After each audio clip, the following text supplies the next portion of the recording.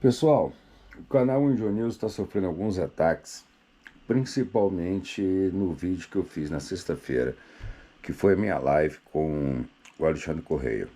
Mas eu já quero aqui deixar avisado que não interessa os ataques, não me preocupa nada disso. Me interessa sim o que eu acredito, que eu defendo, que é a busca da verdade. E se for de vontade do Alexandre, a gente vai fazer mais uma. E com certeza, agora, com todo o cuidado técnico, para não termos os problemas de áudio que nós tivemos.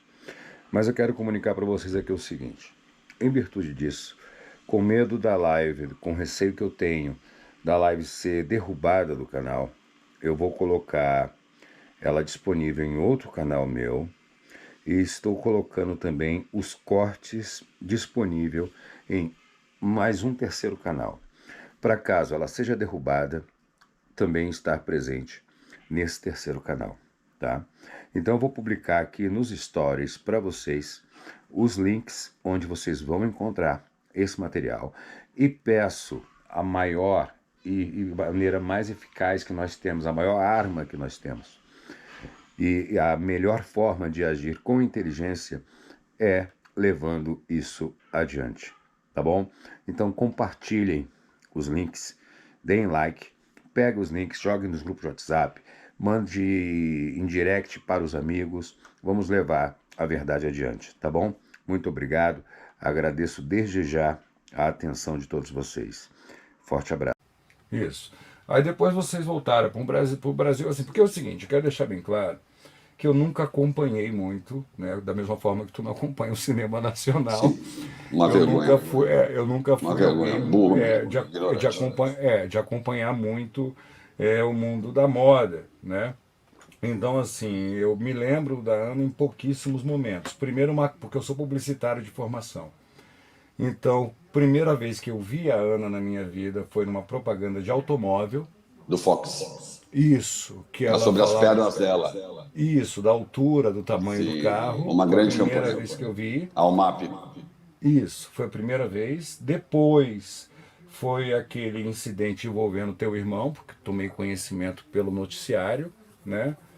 E agora, recentemente, por esse fato que estourou no final do ano passado.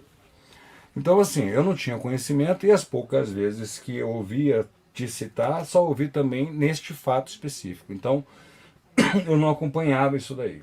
Eu já venho de uma história já aconteceu comigo há mais de 10 anos, uma falsa denúncia, que eu já até comentei num vídeo aqui meu anteriormente. Então, assim, eu sou um assíduo defensor da causa feminina, mas como diz o Márcio Smelling, tem uma frase muito importante que ele fala, que a gente não pode misturar o caso com a causa. Uma coisa é a questão feminina, mulheres são agredidas sim, mulheres sofrem violência sim, feminicídio acontece, etc e tal, isso é indiscutível, isso é fato, isso tem que ser combatido e tem que ser denunciado. A outra questão é quando você tem um caso que se utiliza da causa sem ter vínculo com a realidade, sem aquilo realmente ter acontecido, que é uma falsa acusação. Isso, além de você poder destruir a vida de alguém inocente, você depõe contra todas as vítimas realmente reais. Isso aí é gravíssimo, né? E quando eu comecei a ver o Feltrin a apresentar alguns documentos, o que ele apresentou ontem, então, do empréstimo de 1.200.000 no Banco do Brasil, aquilo ali é absurdo. Eu até comentei no vídeo, eu falei, cara, por mais que eu escreva roteiro e eu faça uns roteiros bem rodriguianos, eu jamais conseguiria pensar numa situação dessa para colocar num filme meu. Como isso pode ser colocado dessa forma? Você comentou que há algum tempo você já estava sentindo, e até porque se você tivesse um perfil de um marido, aí depois eu quero fazer uma outra pergunta, de um homem agressor, você teria manifestado isso no decorrer de 25 anos. Né? Uma relação abusiva, uma relação que tem agressividade, você não vira a chave depois de 25 anos e pode até acontecer, mas eu acho difícil. Por uma questão de análise comportamental, eu acho muito difícil. Né? Então, assim, vocês viveram 25 anos. Como é que foi a chegada do Alê? Foi uma coisa planejada? Como é que foi a chegada desse presente na tua vida? O Alê foi um filho planejado, o Alê é de fertilização, o Dr. Lister fez todo o processo com a Ana. Foi um processo que a Ana sofreu bastante no processo, por conta de hormônios que tinham que ser tomados para preparação, né? O Alexandre nasceu em 2014, graças a Deus, super, mega saudável, um filho superlativo. Eu fico até meio constrangido de falar do meu filho, mas gostaria que você acreditasse. Não, mas Em pô, 10 anos, eu chamei a atenção do meu filho 2 vezes. E ainda foi muito superficial. O Alezinho não é daqui, é marciano total. Não sei o que se passa com aquela criança. Ele parece que ele vê algum Lumes para agradar. e Ele como parece é que que ele vê o foi, e mundo como é que é a para ser relação, bacana. e a tua relação com ele, assim? A gente, enfim, a gente sabe, né? O apego, o amor e tal. Mas vamos jogar. A pergunta que eu quero fazer agora é a questão de pai e mãe. Como é que no decorrer desse tempo, vamos desconsiderar esses últimos meses, tá? Na vida antes de você sair de casa, como é que era a relação? Ele é mais apegado contigo, com ela? Ela é uma mãe muito carinhosa ou é aquela mãe mais de assistência? Você é quem cuidava? Como é que era isso? Não, nós tínhamos aí uma maneira de conduzir com o Alexandre bastante dividida, né? A Ana, enquanto mãe, enquanto estive ao lado da Ana como mãe, nada que desabone, tá? Uma mãe presente, uma mãe aventureira, uma mãe que fazia todo o possível para acompanhar as fases do filho, que se desdobrava entre o trabalho e o ofício, né, e o ofício de ser mãe, né? Mas sempre foi assessorada por profissionais como babá, cozinheira, madeira. Então, ela tinha lá o Alexandre, em tese, pronto para ela cuidar dele na condição de mãe. Não havia acúmulo de tarefa doméstica junto. O que então dava a ela a chance de aproveitar bastante o Alexandre, e era de direito dela. Nossa situação na época era extremamente confortável financeiramente, então permitia a contratação desses profissionais. Ah, uma mãe, ao que tange ao papel do pai, ela, no transcorrer de todo o tempo, sempre nunca me enalteceu como pai, né? E eu também, depois de um certo tempo, eu nunca esperei mais isso dela. Porque, Luiz, a vida é uma coisa muito interessante, né? Você não pode criar expectativa sobre onde você não tem a chance de sucesso. Quando eu percebi algumas nuances de comportamento da Ana como mãe, eu estou deixando bem claro, nada que desabone, que fique isso muito claro. Eu fui, então, atuando como pai em fatias. Então, vou dar um exemplo muito claro. Eu desenvolvi com meu filho falar somente inglês com ele desde os 3 anos de idade. O Lezinho é fluente em inglês. E acredito, mesmo a Ana jamais tendo reconhecido isso em qualquer ordem de tempo, principalmente ter me desqualificado a bandido, me qualificado a bandido naquela reportagem do Mundo Espetacular, eu tenho o mérito de ter ensinado uma segunda língua para o meu filho e ter deixado ele fluente desde os 3 anos de idade. Eu sempre tentei, a gente fala tentar porque a gente nunca sabe da eficácia do que a gente está fazendo, né? Por ser um pai carinhoso, um pai presente, e o Alexandre sempre retribuiu isso à altura. Ensinei algumas coisas para o meu filho muito pontuais, sempre quis participar da vida esportiva dele. Começamos há 2 anos e meio a jogar basquete juntos, ele se amarrou muito nisso.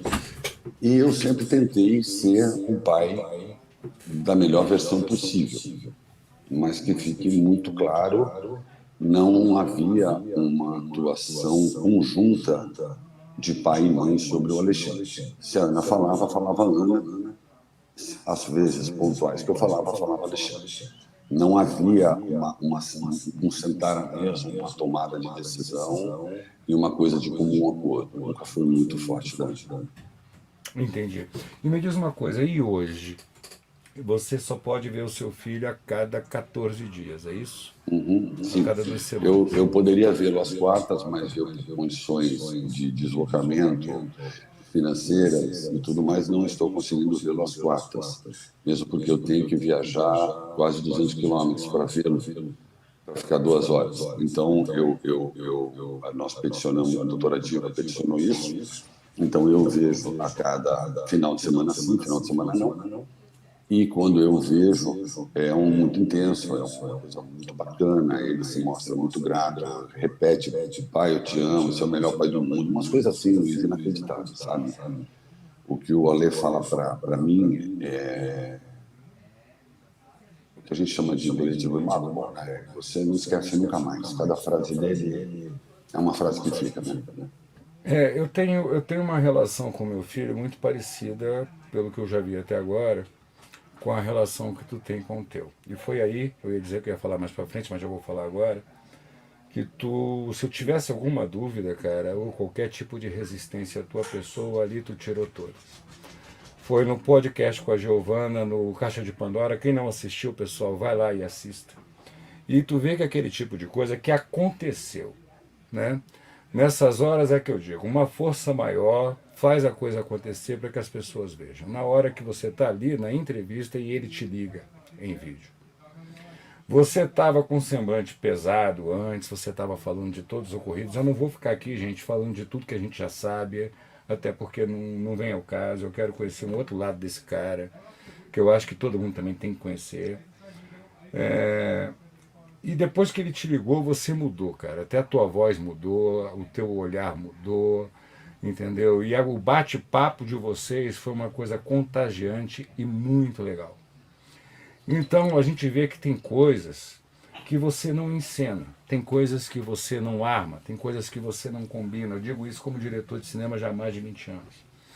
Tem coisas que às vezes eu deixo o ator falar sem saber que a câmera está ligada para poder aproveitar um pouco de verdade, porque por mais que ele quisesse passar aquilo, por mais profissional que ele seja, ele não iria conseguir. E aquele momento a gente vê que aquilo ali foi extremamente natural e verdadeiro. E não tem como não cortar, só se você não tiver alma. Se você for uma pessoa que não tiver alma, não vai te dizer absolutamente nada. Mas se você tiver o mínimo de dignidade humana e assistir o que aconteceu ali, te corta por dentro. Como é que tu está levando essa situação? Como é que tem sido para você esse distanciamento? Não poder estar com seu filho, eu não digo todos os dias, porque de repente, mesmo antes da separação, você não poderia ver todos os dias devido do trabalho.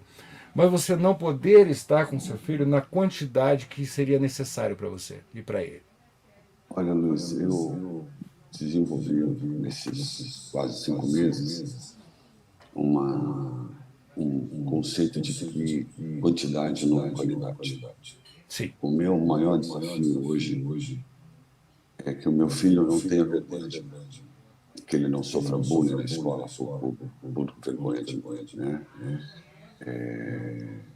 E óbvio, o maior temor do pai é que ele não deixe de me amar, né? Sim. Porque o que a Ana promoveu, principalmente naquele dia 26 de novembro, com a chancela, o aval e o apoio da Record, foi um lixamento público com danos irreversíveis, danos à minha parte psicológica devastadores. E tudo que eu quero um dia, e se Deus quiser eu vou poder provar, é a minha inocência, e que quando o meu filho tiver acesso a esses arquivos na internet, ele consiga entender que houve um erro no meio do caminho. E aquela ligação no podcast da Giovana, aliás, um beijo aí para Giovana, eu não tinha como primeiro não atendê-lo. Tanto que hoje, para fazer essa live contigo, eu falei com ele antes, falei, alemão, papai vai fazer uma live, a gente fala amanhã, mesmo porque ele está na companhia da mãe e de outras pessoas, onde eu também não fico confortável em falar com ele. Esse estado de beligerância que impera entre eu e a Ana, provocado pelas atitudes da Ana, eles por hora não causaram nenhum dano até onde meus olhos alcancem sobre o Alexandre. Milagrosamente, ele sabe dividir muito bem o que está acontecendo, e quando ele está com a mãe ele está, e quando ele está com o pai ele está. Eu não fico forçando ligar, eu não ponho ele em obrigatoriedade. Você tem que me ligar, você tem, não liga se quiser. Como ele é um reloginho, ele é super doutrinado, ele liga para mim às 6h30 e 8 da noite. É uma coisa impressionante. Não passa nem um minuto, mas é uma coisa assim bizarra.